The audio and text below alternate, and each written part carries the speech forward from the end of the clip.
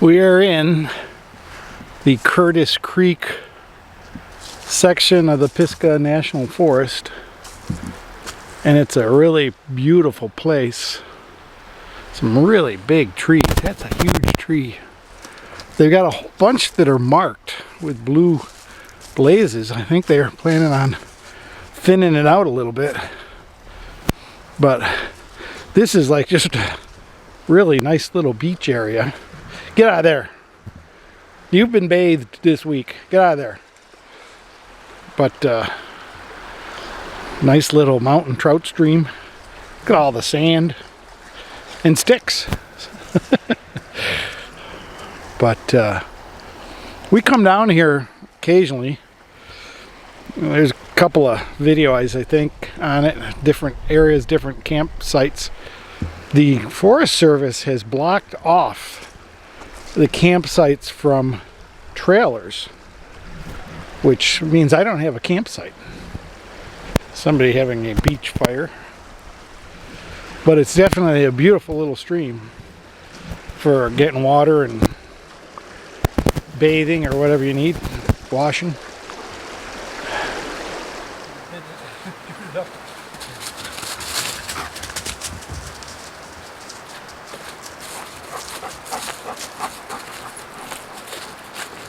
No.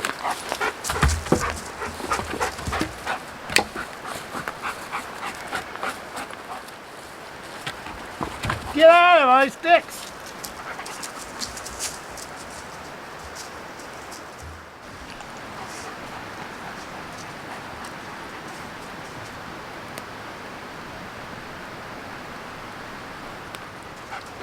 Well, friends, how are you? We are out testing the camper. This is the first trip the camper's had since we did the bearings, and it's taken us about 3 hours to go an hour's worth of driving. And I bought this ball to try to get them out of sticks, but it makes this awful noise. You hear that?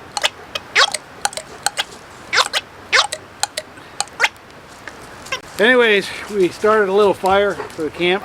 Got a little bit of wood.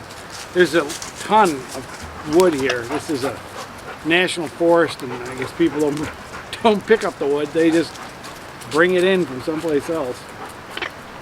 But they've put these rocks up. You see the rocks up around the outside to try to keep people contained from getting all through the woods. I'm just doing a little fire here. We're not doing anything big. There's not a lot of big wood. I was going to bring the chainsaw to cut up some of the logs that have fallen down, but they're all pretty wet. It's been raining for the last 3 or 4 weeks.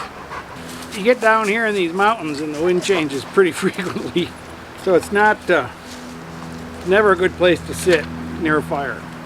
So I figured I'd do the question and answer thing. I know people were real good about leaving me some questions way back at Thanksgiving.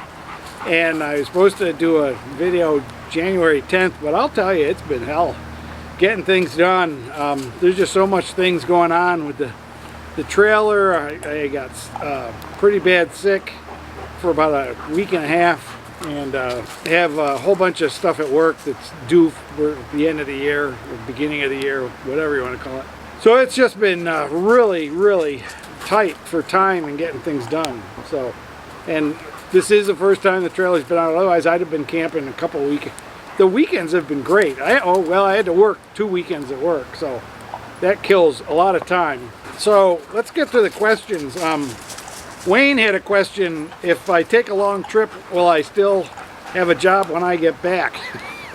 And the hope is I don't have a job really soon. I have been threatened by my new boss twice that he's going to fire me in March if I can't shape up. And he's given me a big plan to do all this crap that has no bearing on the results that I want to see. But I may do some consulting. I've done consulting in the past. I've worked for various companies doing their OSHA training. I'm a pretty good educator, trainer, and I have a whole bunch of programs on my computer at home that I can do consulting with.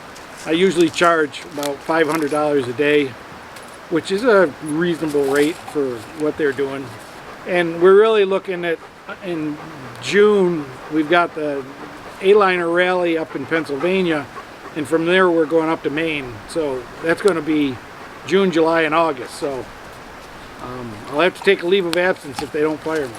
Another question he had was, is Aquila a bed hog? And he is when I'm not in it. He likes to lay over the whole thing. It's a queen size bed I bought specifically because I had dogs. He, when I'm in the bed sleeping, it's like time to get up. He'll come up and get in the bed and he'll just spoon me, which is really strange dog. He's really good. He doesn't try to push me out of the bed or anything like that. He does like to snuggle. He likes to put his face with my face, and it can be pretty scary to wake up and have his face right in yours. So, but he's a good dog. I can't think anything really bad he does other than this. this constant pestering with his toys. Carol Smith asked the question, how far do I drive on my trips? And usually I try to stay within 3 hours. If I go 4 hours, it's a bit of a hike, and I'm so disorganized because I don't really plan. If I'm going 4 hours, I probably don't have reservations. Though if I'm going to the National Aliner Rally, and I have reservations all the way up, and it's every 4 hours. So if I've got a trip, I'll do about 4 hours, maybe 5 with the traffic. We plan on 5, and occasionally we do 6. But even coming back when the trailer blew up, that was really supposed to be a 5-hour trip, and the trailer blew up after an hour of driving. So we try to keep it to about that layer. And if I was on my own, just doing this all the time, I would probably keep my trips to 2 hours, because there's just so much to see. You don't want to miss a lot of stuff in between. You know, it's like I drive through Georgia to get to Florida, and I've missed all this stuff in Georgia I want to see, but luckily I can go back to Georgia and see it. So I really like being able to repeat in the Southeast now that I'm living down here. But like when I came down here 6 years ago, you know, I was really sad that I couldn't stop and stay in some of the places. Now I've revisited them a couple times out. But I think for people traveling, I think you just need to decide. You need to decide what you're comfortable with. You know, what do you like? How far do you like to do? How long do you like to sit in the car? We don't ever sit in the car more than 2 hours. We get out of the car every hour and a half to 2 hours. Get something to eat, stretch, lift our leg on a tree, whatever. But we like to stop and see things along the way. It's just not good to sit in a car for 4 or 5 hours and drive. Carol Smith also asked, how do I find campsites? And I'll tell you, I don't have a good way of finding campsites.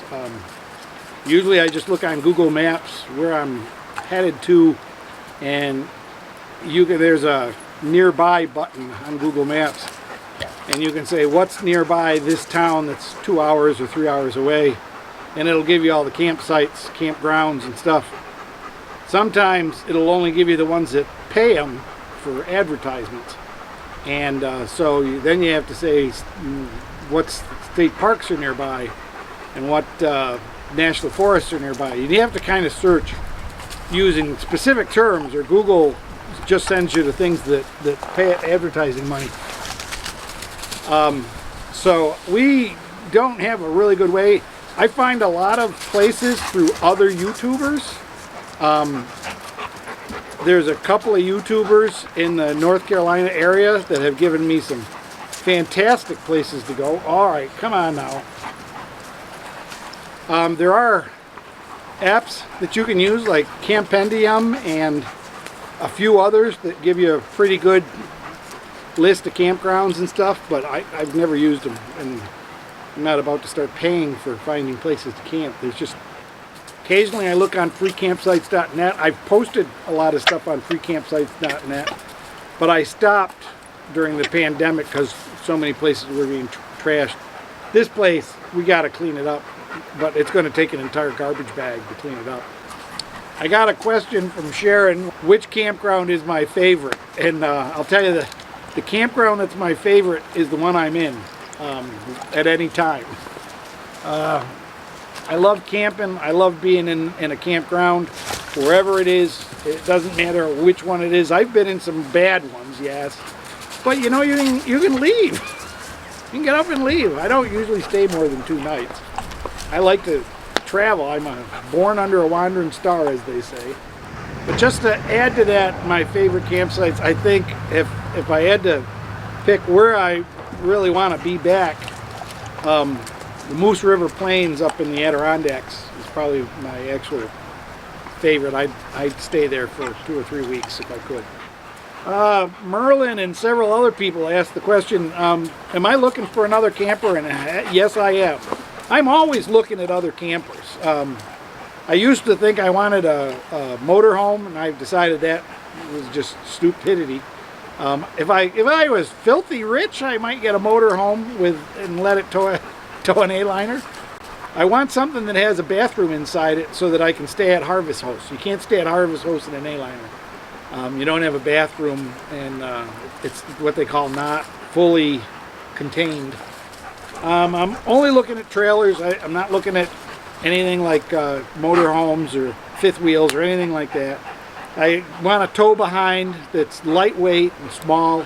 I'm looking at all sorts of things that are bunkhouses because my son, who has camped with me a couple of times, getting married in August, is probably looking at children, and I think I could get a nice bunkhouse.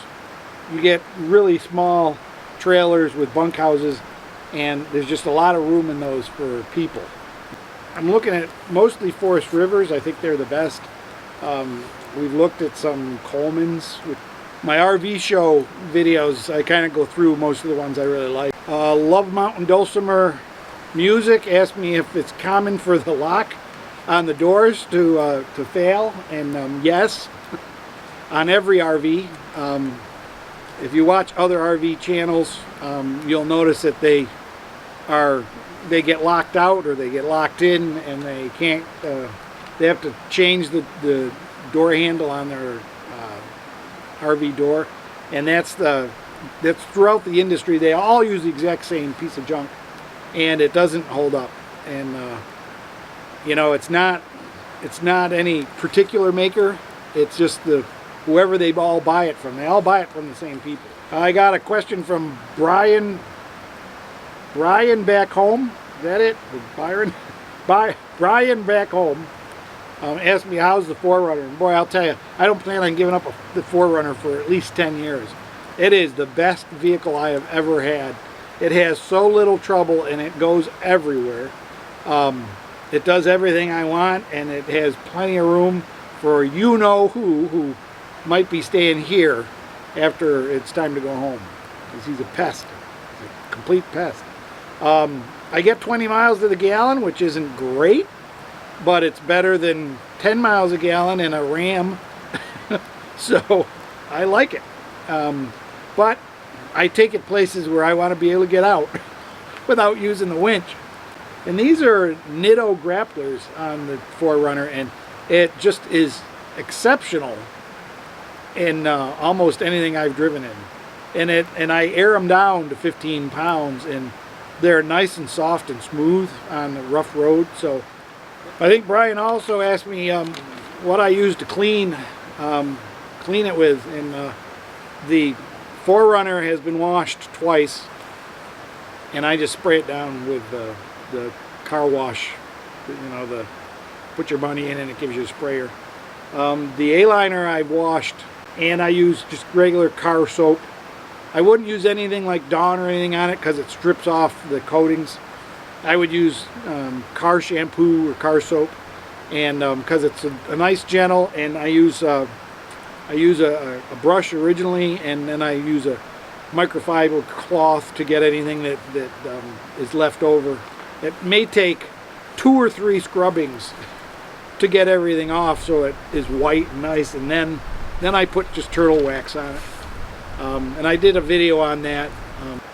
Other questions I've had on the A-liner is, you know, what would I ask if A-liner was going to change it? I'm not sure. I mean, you know, from a manufacturing standpoint, I think they build a pretty good product. I don't like the new ones. I think they're getting gimmicky with that silly shower pan in the floor. I think they're looking at people who only own an A-liner for 2 or 3 years and use them in RV resorts.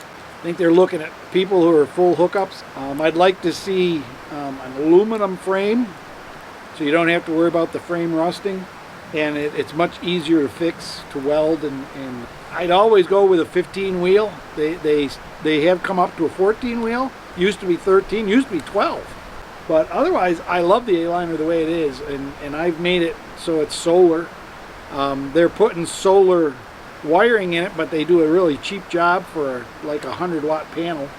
I'm gonna put this out, go for a little hike. I'm gonna see what's up the road here.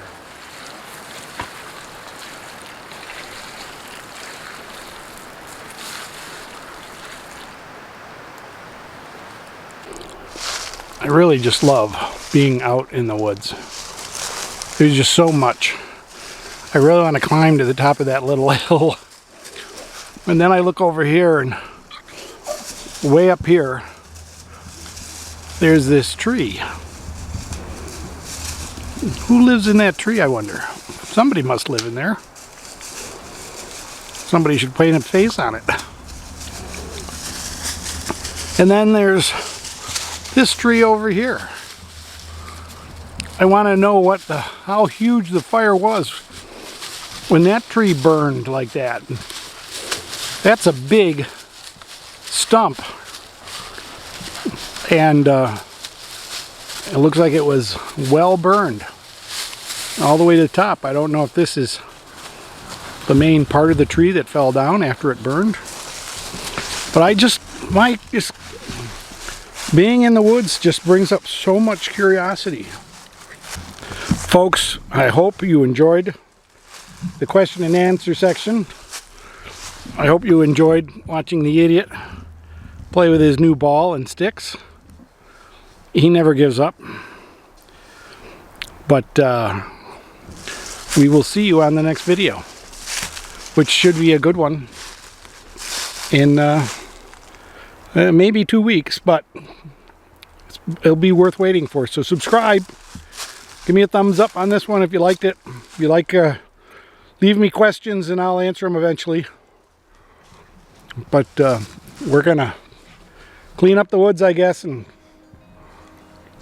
enjoy hiking around, seeing if we can scare up some wildlife.